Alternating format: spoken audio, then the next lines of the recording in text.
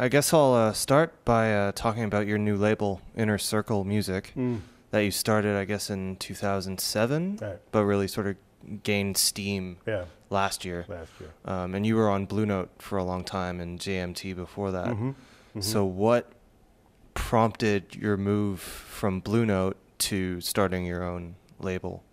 Well, I don't want to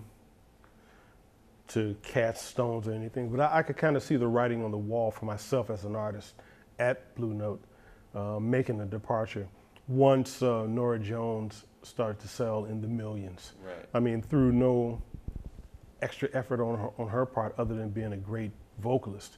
Right. It just happened, and people responded well to it. But I could see that the people, the higher ups, the greedy people Right. in the corporate Yeah. scene, I mean, they would look upon that as a model for more to come. Right. And so that deprioritized a lot of people like myself on the label who were more creative oriented, who were more structure and project oriented as opposed to blowing up, as they say, and Right. the overnight sensation thing. And I had been there, many years already at that point. And I could also see, the tidings amongst, some of the, some of the underlings, who really didn't push the projects, who really didn't see projects through with any type of fervor, any type of enthusiasm. It would just, Right. so I started to put the wheels in motion, for my departure and my independence and to herald a label of my own design that would allow me to do projects without selling them first, and also a situation that would allow me to bring some other young, talented hopefuls along for the ride. So that's kind of what happened, and things have been wonderful, and they've happened so quickly, Right. and the response has been great, and in a very short amount of time, we've taken giant steps. So I couldn't be happier.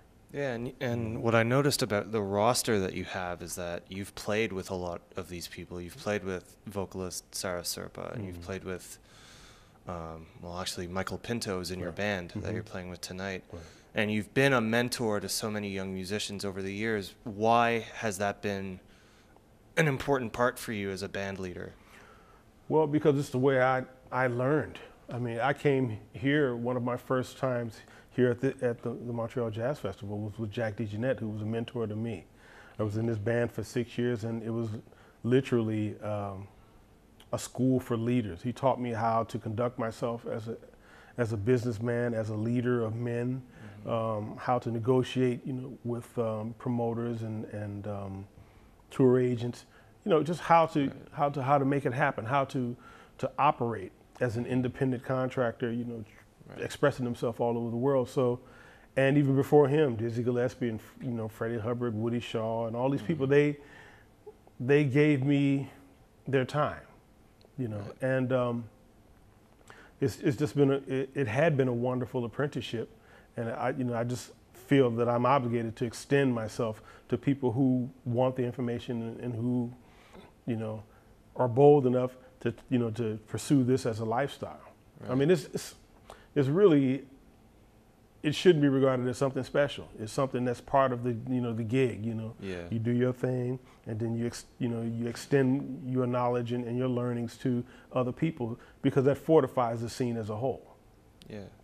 You've really been on top of technology too over many, many years, even when you were still on Blue Note, posting MP3s, posting charts of your tunes.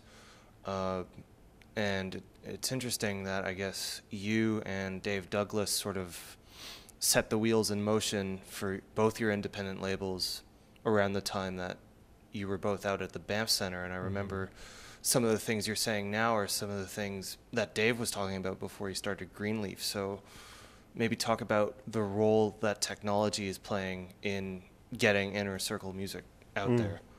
Well, bottom line, I subscribe to the ideology that we need to exploit and take advantage of all the accesses of the internet while it's still free. Right. We have the ability to promote ourselves for nothing.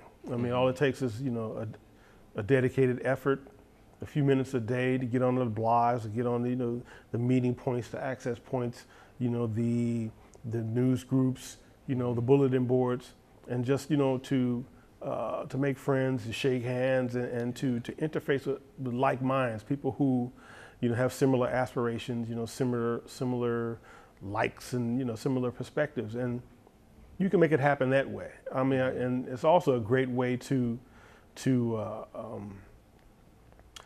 you know, to let people know of your accessibility and your availability as an artist, because I think one of the things that has worked against, you know, jazz is, you know, the imagery of these aloof, untouchable musicians, you know.